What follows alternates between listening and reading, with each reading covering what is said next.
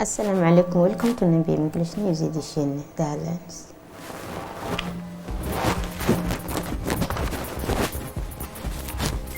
Integration of livestock parts at the DMB.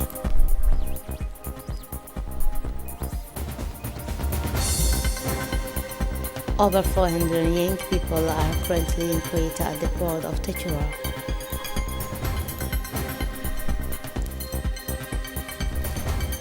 For international scene, WHO Director General wants to vaccinate against COVID-19 in all countries within the 100 days. That was the headlines, and now welcome to the National News. The Doral multi-purpose port at the MP today inaugurated the livestock terminal. The ceremony was attended by a large Ethiopian delegation. The delegation was led by Mr. Omar Hussein, Minister of Agriculture of the Federal Republic of Ethiopia. Besides, for the Egyptian side, the Minister of Equipment and Transport, His Excellency Musa Mohammed Ahmed, and at the same time, Acting Minister of Agriculture, Water, Fisheries and Livestock, Fisheries Resource, the President of the Jaburi Port and Free Zone Authority, Mr. Abubakar Umar Hadi, recently added to the service offered by the MP Durali multi-purpose port. Its export capacity is 2.5 million head of livestock per year. It should be noted that the surface area of this first phase of terminal is the 27,515 miles, unique in the region. It will have a direct impact on the implement with the creation of 1,000 direct and 2,000 indirect jobs. The new livestock terminal, as well as the latest operational prowess of the terminal, was represented by the Chief Commercial Officer, Mrs. Hapon Abdurrahman.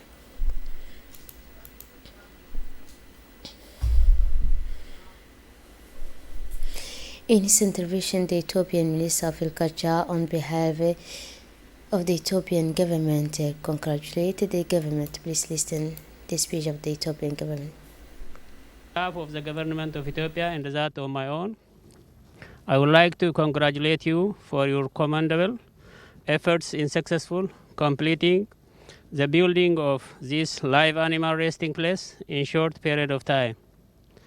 Such type of project, which will surely bolster the economy of our two sisterly countries, would greatly contribute in further enhancing the existing strong relationship between Ethiopia and Djibouti, which is a symbolic relation that epitomizes the spirit of regional integration. Our relationship is manifested through the strong bond between the two countries and the people in multifaceted array. Excellencies, ladies and gentlemen, Ethiopia has one of the largest livestock population in Africa and the sixth in the world, with the diverse and adaptable genotypes and the various agroecology for production of different type of livestock, growing agro-industries and increasing byproduct in animal feeds. However, due to lack of livestock market structure, illegal live animal trade, illicit activity in the market, poor handling of animal transportation from source to destination, etc., the benefit from the sector has remained stagnant.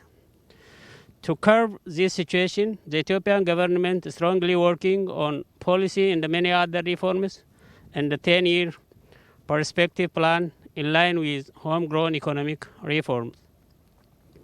We are aware of the livestock industry's potential to reduce poverty, promote nutrition and food security, increase high-value export, and bring in valuable exchange. Hence, it is now putting in place the necessary policies and the mechanisms to hone the capacity of the sector. Facilities such as this, built for our live animal at the Dorale multi-purpose port, will lessen the challenge we are facing in the ensuring the safe and the timely delivery, as well as direct export, particularly to the Middle East, without the need to pass another certification here in Djibouti. The proximity from the railroad, as well as the operation area for unloading and the shipping of the export animal, will massively reduce the unnecessary stakeholding, the deliberation and days of the animal. The more structured, predictable, and reliable high-quality supply the export becomes, the more benefit Djibouti and Ethiopia would garner from this untapped huge market. As the importation ban from Saudi Arabia has been lifted very recently, as well as enhancing the global recognized Mille Quarantine Certification Center to a state-of-the-art facility is now on track. There is no more appropriate time than now to obtain this resting area and start operation soon. We hope that the construction of phase 2 of the resting area will commence soon as the volume of the export increases. We have also heard with great pleasure that we will be given a dedicated berth with the increase in the volume of our export. Finally, I would like to immensely thank the government of Djibouti, particularly the authority of DMEP, for demonstrating your commitment and translating it into action in such a way that Ethio-Djibouti relation could meaningfully take an upward trajectory. During the inauguration ceremony, the Minister of Equipment and Transport welcomed the Ethiopian delegation and reaffirmed his close collaboration with the Ethiopian Ministry of Agriculture. He said the great this morning will host the livestock for a period of 72 hours before transporting them to the Gulf country. He also said that in joint meeting with the Ethiopian delegation, they discussed the capacity of the new and the accompanied some 2 million cattle per year, as well as where the butcher will be installed and where the cattle will be retreated in case of infection. In addition, the minister reported that they have reduced the time it takes to unload cattle from the vessel. The port of Tajura, runs by Umar Hassan Omar, welcomed all week a larger ship that deliver tons of scrap metal and coal destined for our peak in Nepal. Day and night activity are intense. The young girl Halima Ali Yusuf is a perfect example of success. She drives big machine to unload trucks like other young men. According to the prefect of Tajura, the port activity benefits the whole region and in particular several hundred young people by fishing a new economic dynamism through this profession infrastructure. Employment is declining in the region. In addition to the port of Tajura, the Tajura-Balho corridor, which serves Ethiopia, creates a lot of wealth. In his speech, the prefect of Tajura, Hassan Dabili, thanked the President of the Republic for his development policy because of the decline of employment, especially in the region.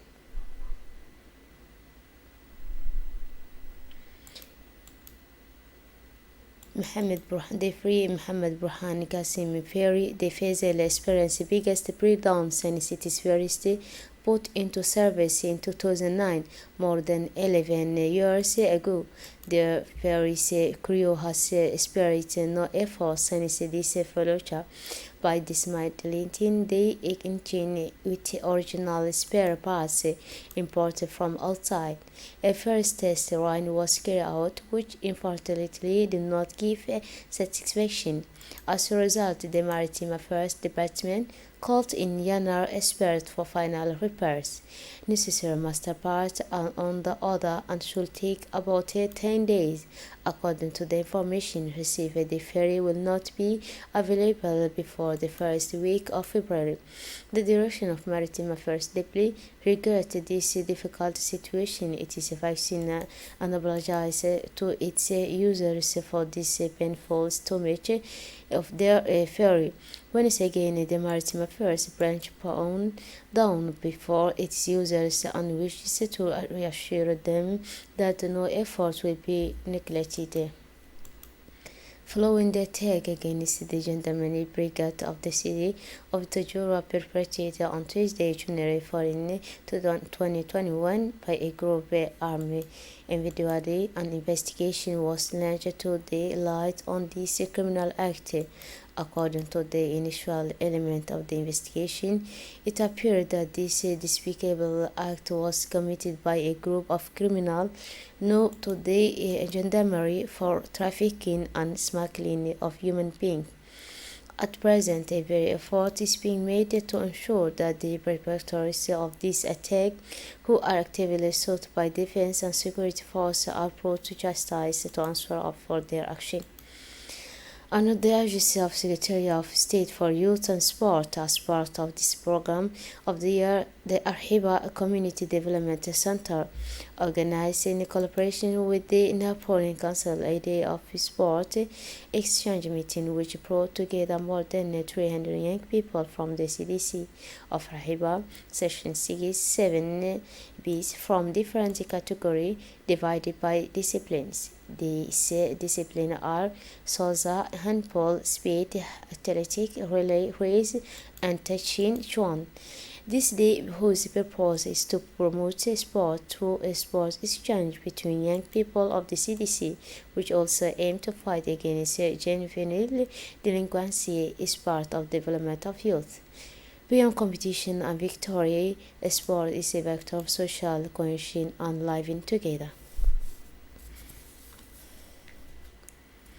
The Federation of the Kyoto Ryu of the City of United has organized this summer of activity in honor of the winner of the Jubilee Cup held on December 25, 2020 at the State of High School. For this purpose, several clubs of composed of the CDC Club, ACELA, the CDC Club, Big 12 from the CDC Dekil Club, they compete in demonstration of the Kyoto Ryu.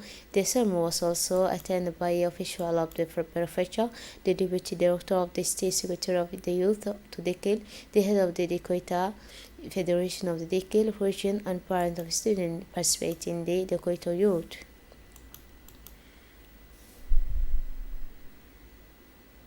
And now moving on to the international news, UNSA life is running to normal Central African Republic, capital of the Abel. The head of the World Health Organization (WHO) wished on Friday, 15 January, that the vaccination campaigns against COVID-19 started in all the countries of the world within the next 100 days. I want to see vaccination started in all countries within the next 100 days so that the health workers and those at high risk are protected first, said the agency's managing director, Tedros Adhanom Ghebreyesus, at a press conference in Guinea, Geneva. While the campaigns have so far started almost exclusively in rich countries. And now earthquake in Indonesia relief efforts in search of survivors. Please listen to the report. At least 30 people died Friday in a powerful earthquake on the island of Sulawesi, Indonesia. Rescue workers are searching the rubble of several buildings in the hope of finding survivors. Many children are traumatized after being separated from their families by the devastating earthquake and tsunami on the Indonesian island of Sulawesi, aid workers said, as aid slowly reaches the devastated areas. According to the latest figures from the authorities, 1,411 people died and more than 2,500 were injured in the 7.5 magnitude earthquake, which was followed by a tsunami that hit the island on 28 September. In the region of Palu, a town of 350,000 inhabitants of the west coast of Sulawesi, buildings were razed to the ground. Access roads are badly damaged so that aid is only just beginning to arrive. The town has been the scene of looting. That's it for this edition. Thanks for your attention. Have a wonderful evening.